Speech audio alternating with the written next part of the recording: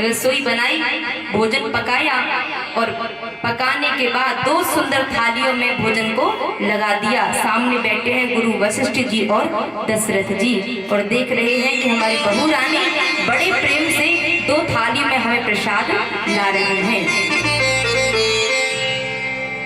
जैसे किसी को भोजन कराते हैं तो जजमान ये देखते हैं, मैया ये देखती कि थाली में कोई कमी तो नहीं रह गई, ले जाने से पहले कोई कमी तो नहीं रह गई। तो वही माँ ने किया कि एक बार थाली में नजर घुमाई कि कोई कमी तो नहीं है, लेकिन क्या देखा, थाली हाथों में है, ले जा रही है, सामने बैठे वो देख रहे कि आ रही है, तो थाली में देखा कि एक थाली में छोटा सा तिनका पड़ा है। अब जाते जाते पीछे लौट जाए तो महाराज कहेंगे कि लाते लाते कैसे लौट गई, और इनके सामने अगर ये थाली नीचे रखती हो तब निकालती हो तिनके को, तो ये भी अपमान है भोजन का, नीचे नहीं रखना चाहिए। तो अब क्या किया जाए, अब तो कोई साधन ही नहीं बचा। और मैया के पास अग्नि दृष्टि थी और उसी अग्नि दृष्टि का प्रयोग तिनके पर कर दिया और तिनका चल के राख हो गया।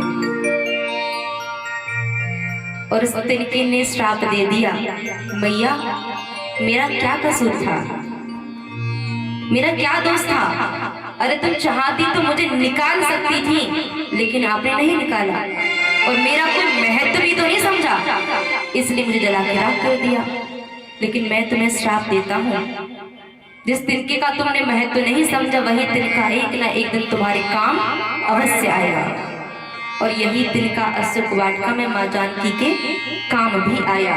प्रेम से बोलो राधे राधे।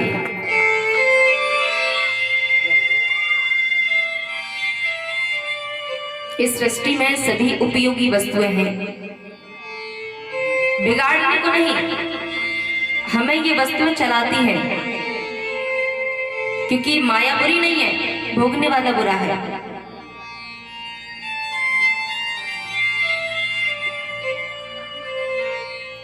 लेकिन संत महात्मा कहते कि माया बुरी है, माया बुरी है, तो माया से डर लग जाता है, माया के बिना रह नहीं सकते। लेकिन जब इस जगत में जन्म लिया है तो बस इस शरीर को चलाने के लिए आवश्यकता की चीजें हमें लेनी है, बाकी भगवान का भजन कीजिए, क्योंकि जिसने ये बनाया है सत्य लगता है। और शंकर भगवान भी कहते हैं, उमा कया हूँ मैं अनुभव अपना, उमा कया हूँ मैं अनुभव अपना, उमा कया हूँ मैं अनुभव अपना, सत्य हरि भजन जगत सब सपना,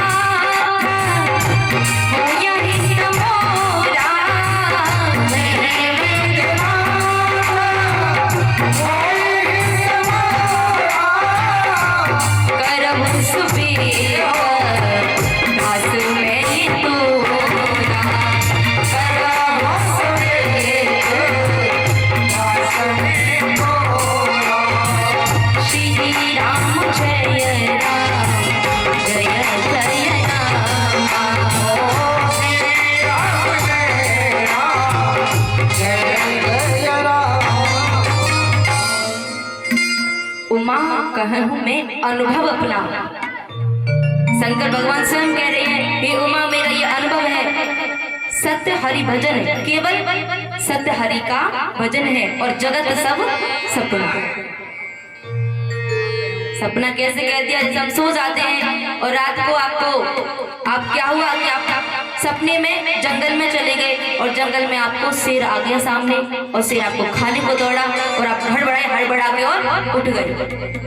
और आपको फिर उठने के बाद खुशी हुई। कैसी खुशी?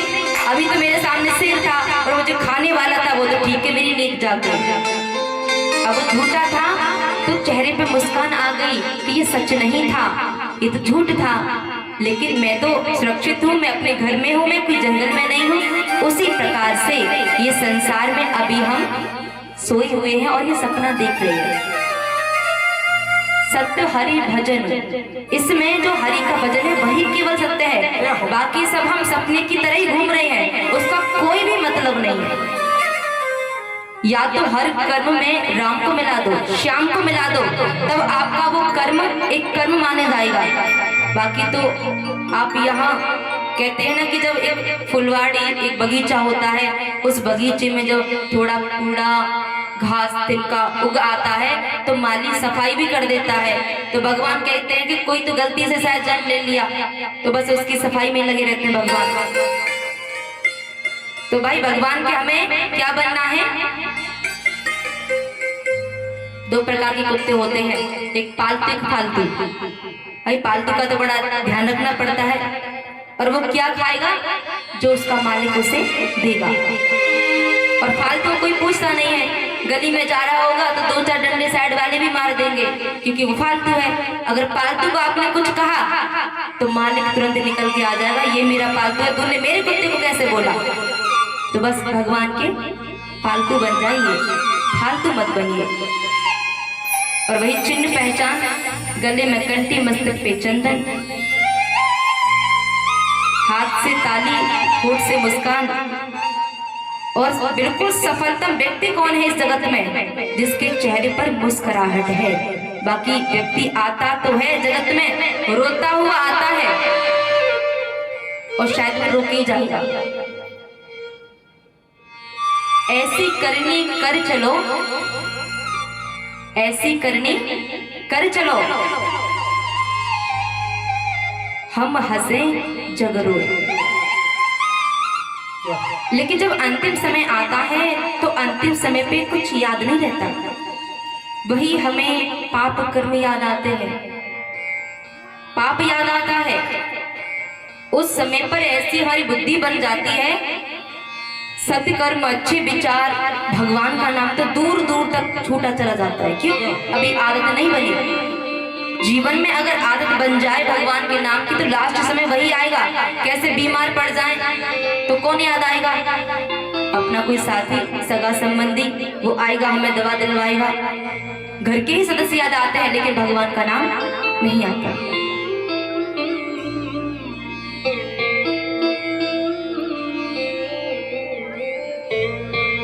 तो प्रभु की कथा, प्रभु का ज्ञान हमें इस संसार के बंधनों से मुक्ति दिलाता है।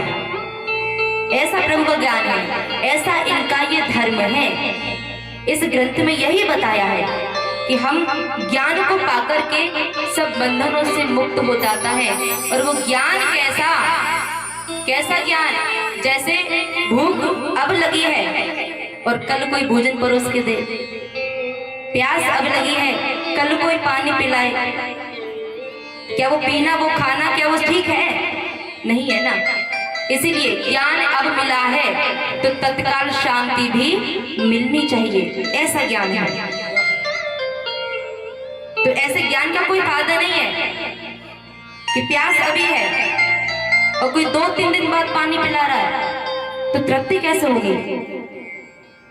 तो ज्ञान हमें मुक्ति दिलाता है, बंधनों से छुटकारा दिलाता है।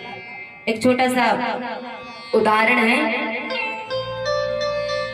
3 मित्र थे, बन गए बहुत बड़ी, जैसे जिसके विचार मिल जाते वो मित्र बन जाता है। तो 3 मित्र थे और बेचारे छोटे से गांव में रहते थे। मित्रता अधिक होने के कारण उन्होंने मकान भी अपना एक पास ही बना लिया और कहने लगे हमारे गांव में कोई पढ़ा लिखा नहीं है, तो एक काम करते हैं, आजकल जो पढ़ गया वो आगे बढ़ गया और जो नहीं पढ़ा वो बस घर में पढ़ा कुछ भी करता, लेकिन उसकी कोई जगत में पूछ नहीं होती है। इसलिए एक काम करते हैं, हम तीनों एक ट्यूशन लगाते हैं। और किसका? इंग्लिश का, क्योंकि एक अब सब कुछ इंग्लिश में ही है, अब हिंदी में कौन है? हर व्यक्ति इंग्लिश में घूम रहा है, तो उन्होंने ट्यूशन लगा लिया इंग्लिश का। और भाई इंग्लैंड से आए थे पढ़ाने वाले, तो बढ़िया थे, ठीक ठाक। 3 व्यक्तियों ने 3 महीने तक ट्यूशन पढ़ाई की और नसीब वाली बात कि 3 महीने में 3 ही शब्द सीख पाए। वो गांव बिल्कुल अनपढ़ था, जिस गांव में ABCD नहीं जानता हो कोई, और उस गांव के 3 व्यक्ति अगर 3 शब्द सीख जाएं तो ये बहुत बड़ी बात है। तो क्या हुआ भक्तों, इंग्लिश सीख गए और उसके बाद लौट के अपने घर आए और वहां जाकर के कहने लगे लोगों से, अरे घर में क्या रखा है, गांव में क्या रखा है, बाहर जाइए और पढ़ाई कीजिए, आगे बढ़िए। है देखो हम भी तो इंग्लिश सीख के आए हैं। और तो वो क्या कहते थे, एक ने सीखा था यस, पहले ने क्या सीखा यस, और दूसरे ने सीखा था वी आर थ्री, ये ठीक सीखा था, और तीसरे दिखा डोंट वरी। ये 3 शब्द उन्होंने सीख लिए। और भक्तों क्या हुआ, एक दिन की बात, उस गांव में चोर आए और चोरी कर ले गए। चोरी हो गई। अब तो सब गांव वाले घबराए कि चोरी हो गई। पुलिस आई दूसरे दिन। अब पुलिस वालों से कौन बात करे? अब उन तीनों को बुलाया गया, किसी की सामर्थ्य नहीं है उनसे बात करने के लिए, तो तीनों को बुलाया और सामने खड़ा कर दिया। अब सिपाही बोलने लगे कि ये 3 ही क्यों आए हैं, और भी कोई नहीं बात कर सकता, और इन्हीं के इंतजार में हमें 2-3 घंटे हो गए कि वो आते होंगे, बात करते होंगे। अब वो तीनों एक लाइन में खड़े हो गए। सिपाही ने कहा, अच्छा ये बताओ, पिछली रात इस गांव में चोरी हुई थी, तो पहले ने क्या बोला?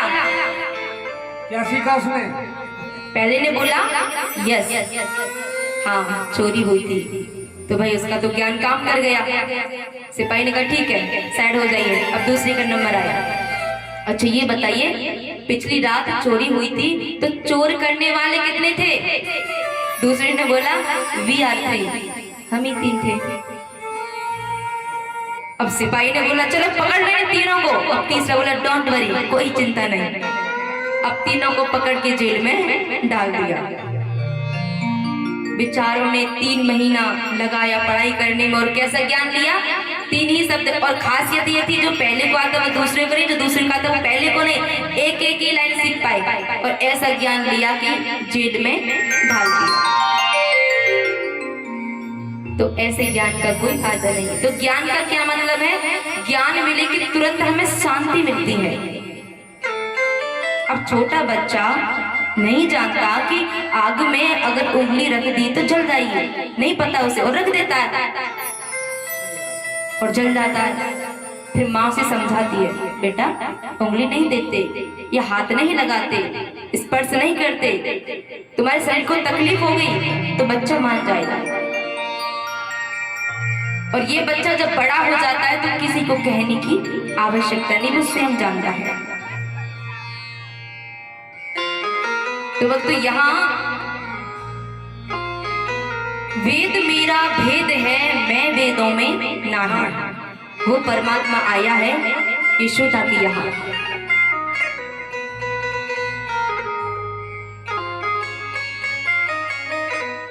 और भगवान को सभी माताएं एक एक करके आ रही हैं, गोपियां आ रही हैं और भगवान को झुला रही हैं, दर्शन कर रही हैं। तो आइए सभी माताएं, सभी भक्त भगवान को प्रेम से, भाव से, अपनी भावना से झुलाएंगे।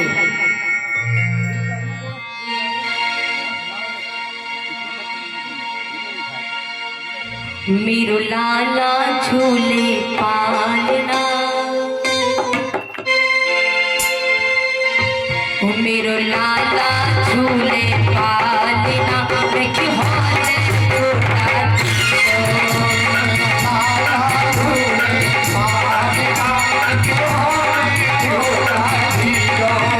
मेरो लाला झूले पालना, मैं क्यों हाले छोटा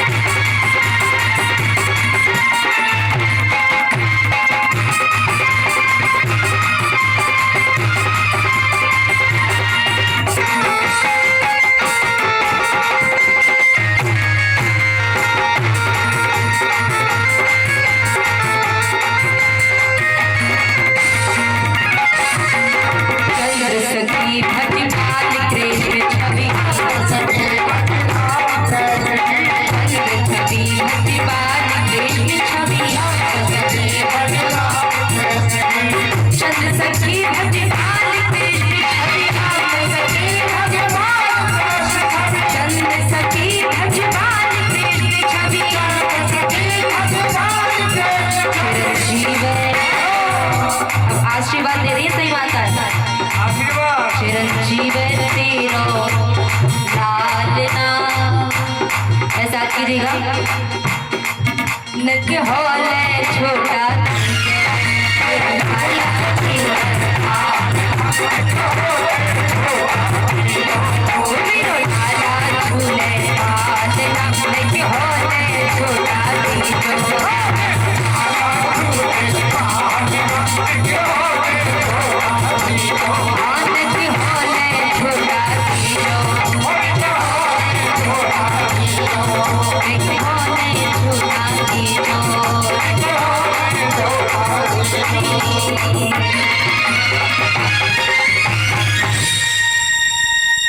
बोले बाल कृष्ण लाल की, सुखदेव जी महाराज की जय जय श्री।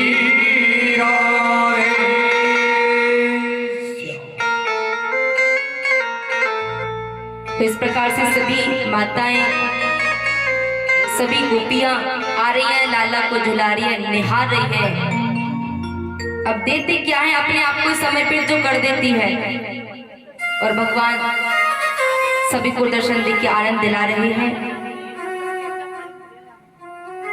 और इधर कंस, सभी उसकी जो मंडली थी, उसके जो पक्ष में सब राक्षस थे, एकत्रित हुए और कहने लगे, महाराज कुछ पता चला, कहाँ जन्मा है, कैसे है तुम्हारा काल?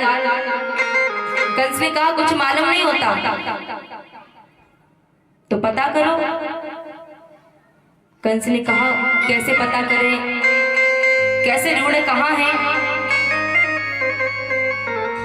तो एक ने सलाह दी, ऐसा करते हैं, 1 महीने में जितने बच्चों ने ब्रजमंडल में जन्म लिया है पता लगाते हैं, और 1 महीने के अंदर जो जन्म होगा उनमें तुम्हारा काल भी मिल जाएगा।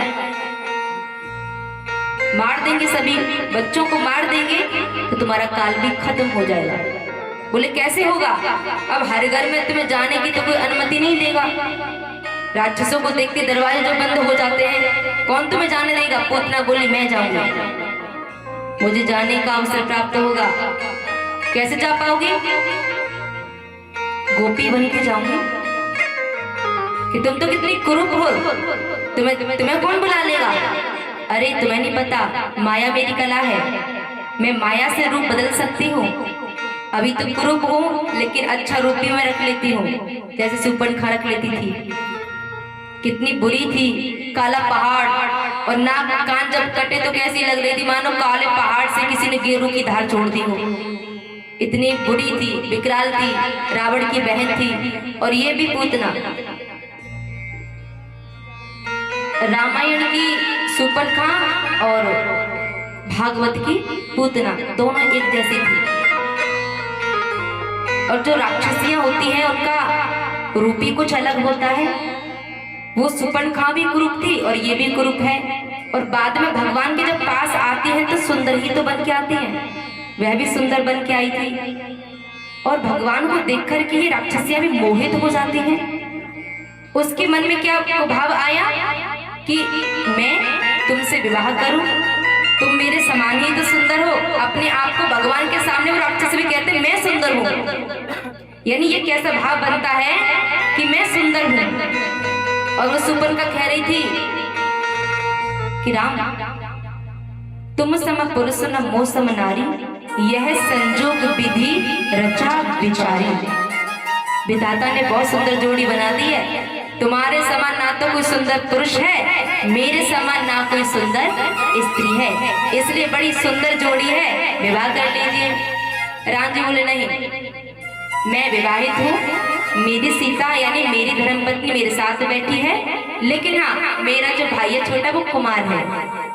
कुमार कह दीजिए कि शादी हो चुकी थी, उर्मिला जी उनकी पत्नी थी, लेकिन फिर भी कुमार। और वो जाती है लक्ष्मण जी के पास और देखिए यहाँ भगवान अपने ज्ञान स्वरूप में है, वो कुछ नहीं बोल रहे, वो बच रहे हैं। लेकिन क्या जो भगवान के साथ रहता है क्या वह भी इतना समझदार है? और लक्ष्मण जी कहने लगे देखते ही, सुन सुंदरी मैं उनकर दासा, सुंदरी मैं श्री राम जी का दास हूँ। तू मेरे से विवाह करेगी तो दासी तू भी कहलाएगी, इसलिए तू दासी ना बन, तू तो मालकिन बन, जा उनके साथ विवाह कर ले।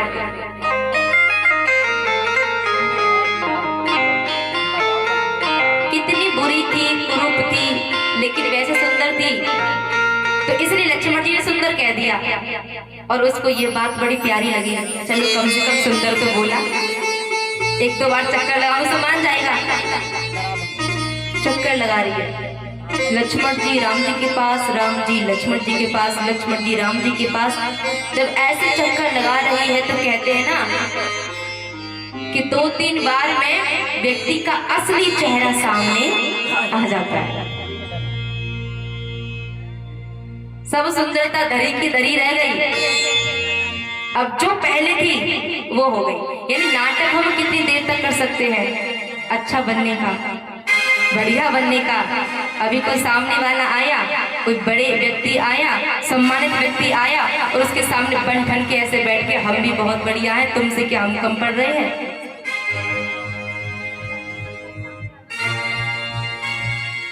हाँ माता जी, अब ये सुपर्णखा कैसी बन गई है? विकराल बन गई। राम जी ने आदेश किया, क्या करते हो? और लक्ष्मण जी जो तैयारी कर रहे थे, तीर पहना रहे थे कि मेरी बारी आने वाली है, इशारा किया श्री राम जी ने और नाक और कान हाफ कर दिए। हाफ किए कि साफ किए? साफ कर दिए। चीत्कार करती हुई दौड़ी भागी हुई चली गई, मेरे साथ ये क्या हो गया? लेकिन बड़ा सुंदर ये वो है, कथा है। इसमें सुपर्णखा आई थी राम जी के पास और यही बात कह रही, तुम्हारे समान ना कोई सुंदर पुरुष है, मेरे समान ना कोई सुंदर स्त्री है। तो इसलिए वास्तविक ही बोला था, तुम्हारा और मेरा लक्ष्य सिर्फ एक है कि रावण का वध करना। तुम्हारे बिना इस रावण का वध कोई और नहीं कर सकता, और मैं चाहूं तो मैं ही करवा सकती हूँ वध उसका, क्योंकि उसने मेरे पति को मारा है, और जिसने मेरे पति को मारा है चाहे वो भाई ही क्यों ना हो, उसे छोड़ नहीं सकते। तो तुम्हारा मेरा लक्ष्य एक है, तुम्हारे समान कोई पुरुष नहीं, मेरे समान कोई स्त्री नहीं, इसीलिए हम दोनों भी एक हो जाएं। यहाँ से लीला स्टार्ट होगी कि रावण के उल्टे दिनों की गिनती शुरू है। अब चलिए, ये सुपर्णखा, लक्ष्मण जी शेषनाग अवतार, और जो अब कथा में आए हैं बलराम जी वे शेषनाग अवतार, तो शक्तिशाली कम नहीं है। और लक्ष्मण जी को काम दिया गया नाक कान काटने का। अरे हाथ पांव काट देते जो आना जाने बंद कर देती उस वन में, लेकिन छोटा सा कार्य क्यों दे दिया, नाक का कान काटने का? ये भी तो विचार करना चाहिए। तो भगवान कहते हैं, जब भक्त भजन करने बैठता है मंदिर में, तो सबसे पहले ये कान सुनते हैं कि कोई पीछे से आया, किसी ने कुंडी खटखटाई, घर में माला चल रही है, भगवान की पूजा कर रही है, और किसी ने पीछे से कुंडी खटखटा दी, तो कान ने सुन लिया। तो वासना कहाँ से आई? कान से। अब जब कान सुन लेते हैं तो फिर दृष्टि जाती है देखने के लिए, तो इसलिए श्री राम जी ने आज्ञा दी है कि आप इसके कानों को काट दीजिए। और वासनाएं नासिका से भी आती हैं, इसलिए नाखून कटवाया। और सुपर्णखा, इसका अर्थ का, इसके शब्द का अर्थ निकाला जाए, जिसके बड़े बड़े नाखून हैं वो सुपर्णखा। और तीसरा अर्थ निकाला जाए सुधन पन धन खा, और पन अंदर से निकाल दीजिए बीच में से, तो क्या रह गया? सूखा। पन निकाल दिया तो उसके अंदर जो विकार पनप रहा था, बढ़ रहा था, वो नाक कान काट के वो निर्लिप्त कर दी, यानी बिना विकार के कर दी। तो ऐसे भगवान की लीला में बहुत बहुत कुछ छिपा है। जो भी लीला कर रहे हैं भगवान, उन कथाओं में हमारे जीवन के लिए सुंदर उपदेश है। तो भक्तों, यहाँ छोटे से लाला को देख करके सभी प्रसन्न है। और इधर वो तैयारी कर रही है पूतना, आती है सुंदर सा वेश बना के, लंबा घूंघट मार के, दांत तो बड़े बड़े हैं, उन्हें तो बेचारी काट नहीं सकती, फिर भी बहुत सुंदर रूप कर लिया।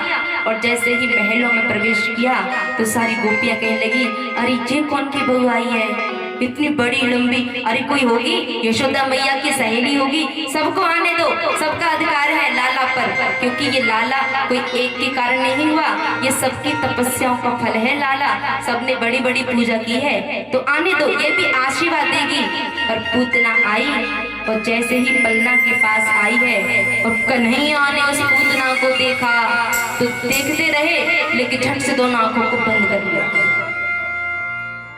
हाय राम, ये पूतना आ गई, अभी तो हम 7 दिन के हुए हैं, ना तो एक मिश्री का दाना मिला, ना ही मक्खन मिला, अब जे आई है अब हमें जहर पिलाएगी, अब क्या करें बताओ। दोनों आंखें बंद कर ली कन्हैया ने और तुरंत ध्यान लगाया भगवान शंकर का। अब दोनों बातें कर रहे हैं, भगवान शंकर बोले बाबा जरा हमारी भी सुन लीजिए। भगवान शंकर कहने लगे, आप किस लिए मुझे पुकारते हैं? कन्हैया बोले, देखो ऐसा है, अब हमारा दिमाग टेंशन में है, कैसे? ये पूतना आई है, इस तरह से जहर लगा के आई है, और अब जहर वहर पीना तो हमसे आता नहीं है, तो इसलिए तुमने समुद्र मंथन में जो जहर निकला हलाहल विष, वो आपने पी लिया, तो एक काम करना, दूध तो हम पिएंगे लेकिन जहर तुम पी लेना। भगवान बोले ठीक है।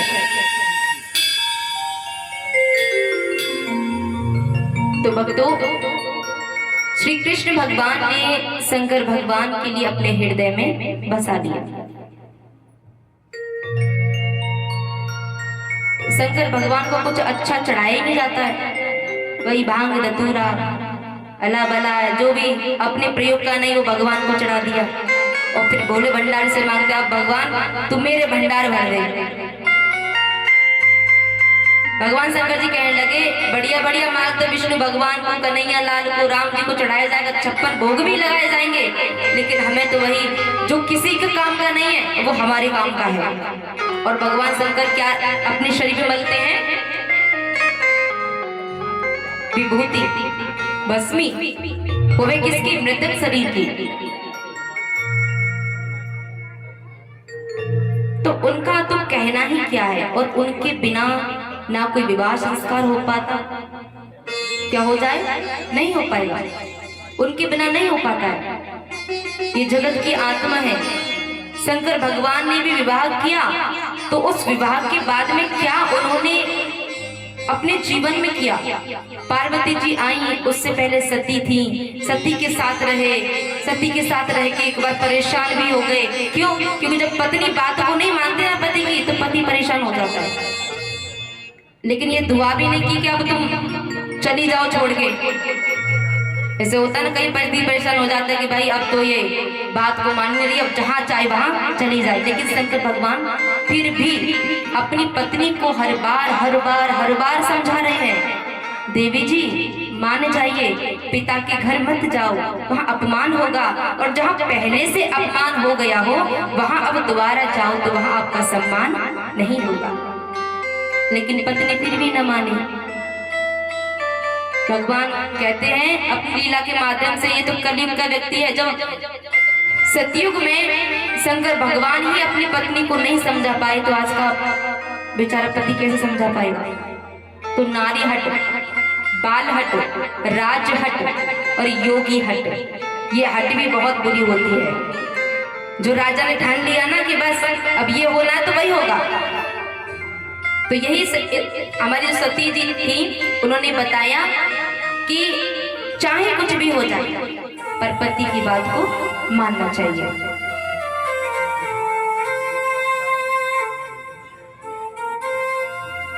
कथा श्रवण करने गई तो कथा को नहीं सुना।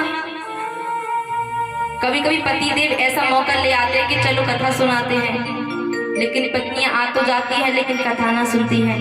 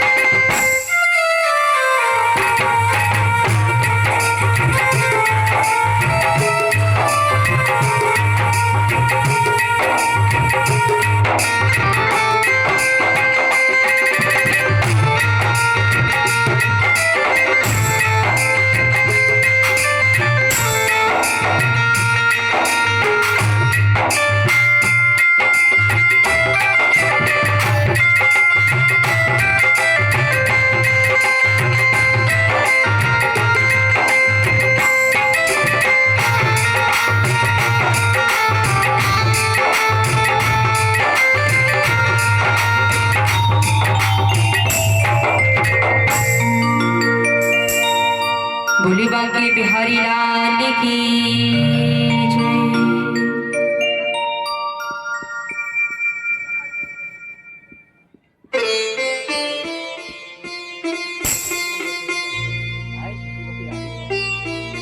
तो भक्तों कथा कहाँ चल रही थी?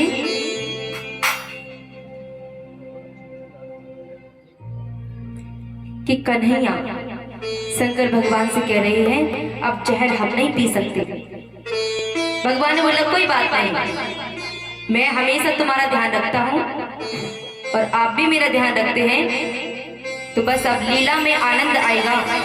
भगवान ने वास किया और पूतना ने छोटे से कन्हैया को अपनी गोदी में ले लिया और वो पूतना स्तनपान करा रही है, दूध पिला रही है।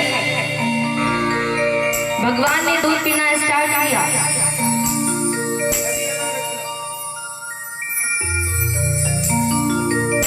बोले बांके बिहारी लाल की जय।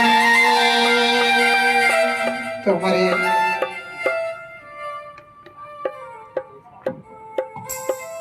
भक्त हैं भाई जो हमारे वृद्धाश्रम रह रहे हैं, वो ठाकुर जी का तिलक करके माल्यार्पण करके व्यास जी का पूजन किया है। बहुत बहुत ही सौभाग्यशाली हैं जो इस दरबार की शोभा बढ़ा रहे हैं।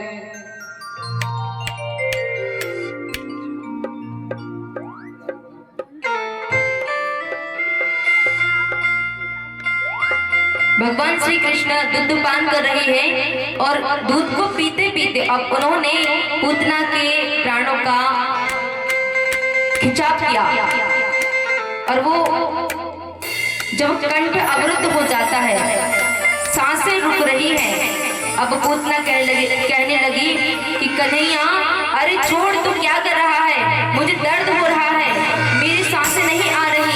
कन्हैया बोल रहे हैं मौसी जी अब हम करें तो करें क्या, हमें तो पकड़ वो ही आवे, छोड़ वो तो आवे ही ना है। और इतना कहा कि कृष्ण भगवान ने प्राणों का आकर्षण कर लिया और गोविंदाय नमो नमः हो गया और धड़ाम से नीचे गिरी है। अब तो सभी ग्वाल वाल गोपी सब भागे भागे गए, ये क्या होगा क्या हो गया। और लाला कहाँ है? लाला देखा तो पालने में लाला नहीं। मैया घबराई, भागी भागी गई कि पूतना की गोद में कन्हैया लाल लग रही है। कन्हैया को लिया, मैया ने सीने से लगा लिया और जो पूतना को देखा सब कहने लगे ये कहां से आ गई, ये तो राक्षसी है, किसी को इसने देखा नहीं।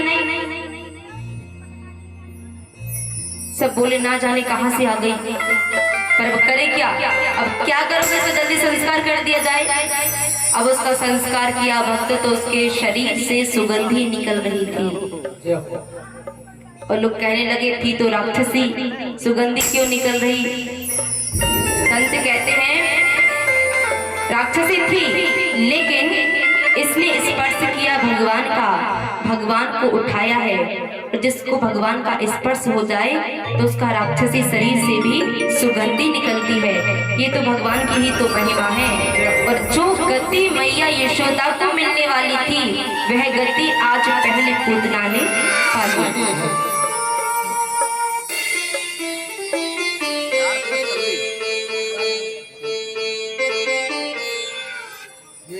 तो इतने भक्त वत्सल है भगवान, पूतना का उद्धार कर दिया। सादर के ही भगवान थे और भक्तों अब भगवान 4-5 महीने के हुए तो उनका अन्नप्राशन संस्कार हुआ। जो बच्चे को थोड़ा सा अन्न का दाना डालते हैं, खीर बनाते हैं और वही संस्कार करने में सुंदर व्यवस्था भोजन की है। सभी दूर दूर से आए हैं और मैया ने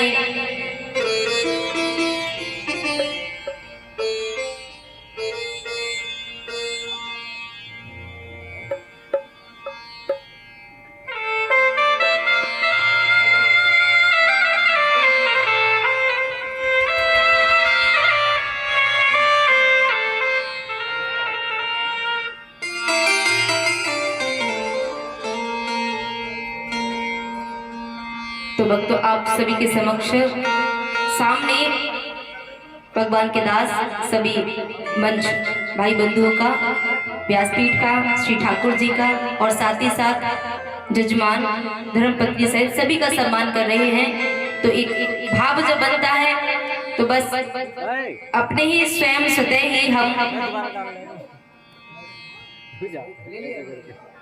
भगवान को सब कुछ न्यौछावर करते हैं। तो किसी एक गुण पर भगवान रीझ जाते हैं। जरूरी नहीं है पूरे जीवन ही अच्छे तरीके से अच्छे ही बन के हम रहें तभी दुनिया हमें पहचाने। बस उसकी नजरों में हम अच्छे हैं तो बाकी दुनिया से कोई हमें फर्क नहीं पड़ता। और यहाँ पूतना को बहुत फर्क पड़ा और पूतना गई काम से और अब कन्हैया 5 महीने के हो गए। अब उनका अन्नप्राशन संस्कार किया, सभी को बुलाया, भोजन पे अन्न का दान किया है, प्रसादी पवाया है और मैया ने एक सुंदर सी बैलगाड़ी को मंगाया और उसमें चांदी के सांकरों को लगवाया है और सुंदर सा झूला डलवाया है और लाला को सुलाया है। और उसी में एक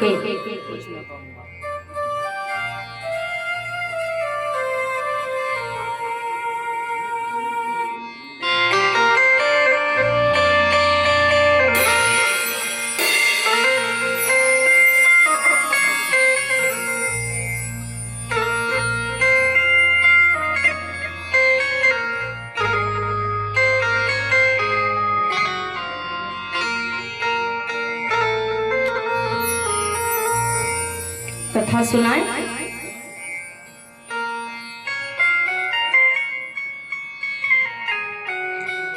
चलिए कीर्तन बोल लीजिए, उसके बाद कथा की तरफ चलते हैं, क्योंकि मन जब तक जुड़ेगा नहीं तो कथा सुनाने में ना सुनने में कोई आनंद नहीं आने वाला। किशोरी कुछ ऐसा इंतजाम हो जाए। कैसा इंतजाम? जुबा पे राधा राधा राधा नाम हो जाए, जुबा पे राधा राधा राधा नाम हो जाए। किशोरी कुछ ऐसा इंतजाम हो जाए।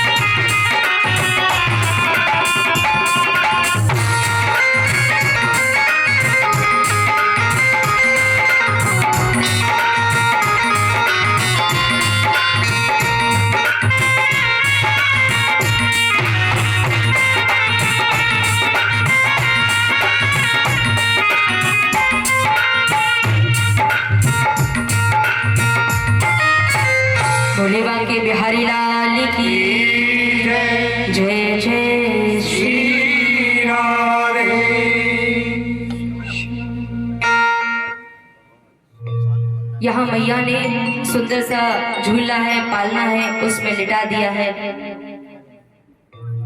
और भगवान यह देख रहे हैं मुझे तो पालना में लिटा दिया, लेकिन सब अपनी मस्ती में, कोई खा रहा है, कोई नाच रहा है, कोई गा रहा है, लेकिन मुझे कोई नहीं देख रहा। और भगवान कहते हैं मैंने जन्म लिया है कि मुझे सब देखें, और मैं सामने भी आ गया तो भी मुझे कोई नहीं देखता।